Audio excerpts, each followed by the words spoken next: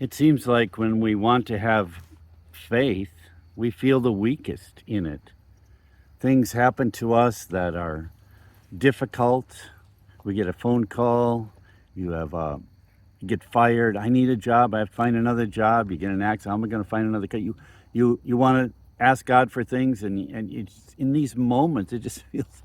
You get a heart attack. You have these big struggles. These marriage issue, and it's a crisis. And it seems like those moments, you're the weakest in faith. We got a call the other day, emergency. Our grandson, Alexander, was out on the playground at school and literally dropped dead. His heart stopped beating, stopped breathing. And we didn't know what all went on after that. We just got this call to pray. Wow, you got those kind of things? And it's just, where do I begin? Lord, help. We don't even know how to pray. It's just like we feel weak in our faith. But that's what I want to address here, because Jesus made these comments in Scripture. And he said, if you have faith the size of a mustard seed. Now, mustard seed is really little. It's about the size of a poppy seed, those little black seeds that decorate our cakes and whatever. And it's that teeny little amount of faith that Jesus said, it's all you need. You can say to this mulberry tree, be uprooted, or this mountain, be thrown in the sea. Well, that doesn't seem possible, does it? What in the world is he talking about? Well, their mulberry tree is very different than the fruit trees that grow around where I live. But the mulberry tree at the time there was a very, very large tree, grew into a very large tree, and it had roots that went really deep and wide and far. And the very idea of pulling it up, everybody knew was like, that's a plant tree. That's hard to get rid of. No one can do that. It was another impossible situation. A little bit like the buckthorns that line the railroad tracks behind me. They grow everywhere here. Thorns, they can be 20, 25 feet tall. And their roots are just extensive. They go everywhere. We see 100 yards away from the tree, a little sapling will pop up, and it's like all these veiny roots, and they're just going every direction. You just think, wow. And the idea of getting rid of them, I've tried. You're all constantly pruning and cutting them down, and it just is an impossible situation. So apparently Jesus must be saying, well, the impossible isn't the issue, and how much faith you have isn't really the issue. It's more in who do you have faith in. About 25 years ago, I started to do inner healing, and I had lots of trust issues, trusting in God. When I removed my poor idea of who God was, and I explain this in the book that I wrote, Will the Real Father Please Stand Up? Because I had views of God that were not accurate. And it was because of the parents I have, but everybody has this circumstance. And in the book, I go through all these different parenting styles and how it affects how we see God and our ability to have faith in Him, get to know Him. I didn't see God as a safe God. He struck me as not quite a tyrant, but someone who would always be mad at me, not safe to be around, and in many ways just distant, where, He's not close. And I saw Him as this punishing God who wants to be close to Him, who wants to get near. And I became a Christian. Jesus seemed safe to me. Thank God for that. And I warmed up to Him and was able to draw close in prayer. But throughout the gospel, Jesus said, well, it's not about me, it's about the Father. You need to get close to Him. And Jesus was the model of sonship. So Jesus had a relationship with His dad, His Father, and you see Him working all these miracles. He calms the sea. He raises people from the dead. And utter confidence. Where was that coming from? He was a model for us. And He understood what sonship was. He could raise people from the dead because He knew that the Father was on His side. He would tell the storms to stop. He had no trouble doing that at all. It all was connected to His deep closeness to the Father. Some years ago, as my relationship with the Father grew and as my confidence grew in Him, my awareness of Him, something began to change in me. And that was I began to realize that I could act on His behalf. He wanted our welfare, looking out for us, caring about us. Where we live, lots of tornadoes come and go, huge storms, strong winds, violent. We have a lot of trees. It can do a lot of damage at our home. And I began to realize I could say, stop. You can't come near here. Go around our property or go over it.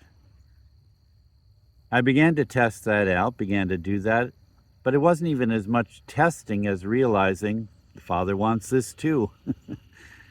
And those storms went around us, and all the violence on our property came to a cease. It began to stop. Jesus acted in a place where he knew that he had authority because the Father was giving it to him. And that's what Jesus is trying to explain to us. The Father is more than willing to give you the authority. And when he left this earth, Jesus said, I give you authority. And you can act with me as the one who is giving it to you and strengthens you and allows you to do that. He tells a story in the Gospels, or this story unfolds. Matthew tells it. I think another place in the Gospels, different place, this is told. But this Roman centurion, he's a pagan, comes up to Jesus. He's probably observing Jesus, how he acted and how he worked miracles, and he could see that Jesus had authority. He went up to Jesus and he said, my child is sick, very, very ill, close to death. And I'm asking you if you would heal him. And Jesus said, well, where do you live? I'll come there. I'm paraphrasing all this, but that's how the story went. And Centurion said, well, I know you don't have to go there. I know that you have authority, just like I know I have authority. As an officer, I can tell those under me, go here, go there, do this, do that. They will obey. They will do it. Because I have someone who's over me who has authority, and he had generals, if you will, over him, and eventually all the way up to the emperor. The emperor positioned him and said, my authority is now in your hands. Act on my behalf. Carry out your duties and know that all of Rome is behind you. When Jesus heard the centurion talk, he was just amazed.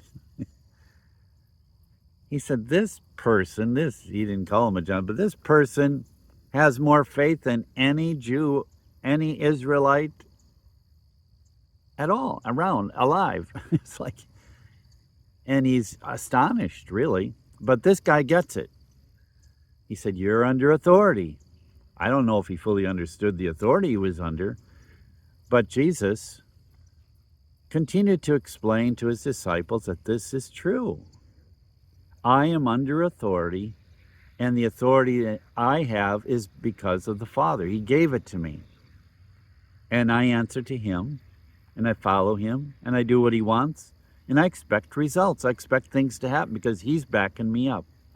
All the enemy, all the evil spirits, all obey me. The winds and the storms obey me, and we see him shutting off storms, quieting storms. Even death obeys him, and they get raised from the dead. This is a Gentile, but he understood that position of authority. He didn't need faith. He just could see. He was aware of who was in charge. And he knew Jesus had that. He said, you don't have to come to me. All you got to do is say it. And I know it's going to happen. And of course, Jesus said yes, and the centurion rejoiced when he got home because his son was healed. What was Jesus' faith coming from? His relationship with his Father. And Jesus said, this Father that I have is also your Father. You know, I remember one incident. My daughter, we went to a playground. That time I was in a painting business, and I was going to run into an estimate, and she was old enough to play in the playground. I said, you don't want to just play on the swings while I run into this house, and then I'll come out. Well, I came out, and she was over by the vehicle already instead of in the playground. I said, why aren't you playing? And she said, well, a boy over there was throwing stones at me, and I ran away. And I said, well, why didn't you come and get me? And she said, well, I was too embarrassed. I was afraid I'd get embarrassed. I knew what you would do. Well, I wouldn't have torn the child apart, but I'd have definitely stood between them and said, you don't do this to my child. She knew the authority I had and what I would do on her behalf, just simply saying, Dad, that guy is throwing stones at me. She understood position, she understood authority, she knew she could come, and I would act on her behalf. The key is not just being aware of God, but knowing Him in a deep personal way, as a son and as a daughter, and knowing Him as your Father. I talk a lot about how that can be developed in my book. And once I started a relationship with the Father, I used to talk to just Jesus, but once I started that relationship with the Father, everything changed. I could see that He was my Father and I had authority that He was giving me to act on His behalf. It's very different than your earthly father. He is approachable, He's kind, He's loving, He's generous. He has an inheritance for you. You don't have money? Well, you're not understanding that God is going to take care of it. Stop worrying, Jesus said. Stop worrying. Well, how do you stop worrying? Well, that's a faith issue, right? And so it means you're not gonna worry, and you're gonna have faith, and you're gonna believe because it's the Father. It's your dad. Jesus made comments in other places. No, maybe your earthly dad won't give you bread when you ask him. But Jesus said, ask the Father. He would never give you a stone. He's just going to give you what you're asking. But my confidence and faith grew because of Him. I knew He loved me, and He was going to do things for me, act on my behalf, protect my family, do all the things that I need, raise Alexander from the dead, which He did. And I'm happy to say, fully recovered. And he had to have surgery. But God was in all of that as well. He said, he will be fine. When this first happened, I heard God say, he'll be fine. I didn't worry 1 ounce after that. I was very sad over what was happening to him. It hurt my heart. But I had a confidence that just was unshakable after that. I knew everything was going to be fine all the way through. Did I ask the Father for more things for him after that? Yes. Father, he needs this. He needs that. His parents need this. Would you take care of that? Yes, Mark, it's done. Those were his words every time. He wants to do that. I know he does. He loves Alexander. He loves his parents. This is the Father's love. He loves you. Get to know him. It'll change your life. And faith will grow so dramatically that you'll stop the storms like I do. I'm not making that up. It is a real thing. I have authority, and so do you. Jesus said, I'm giving you authority.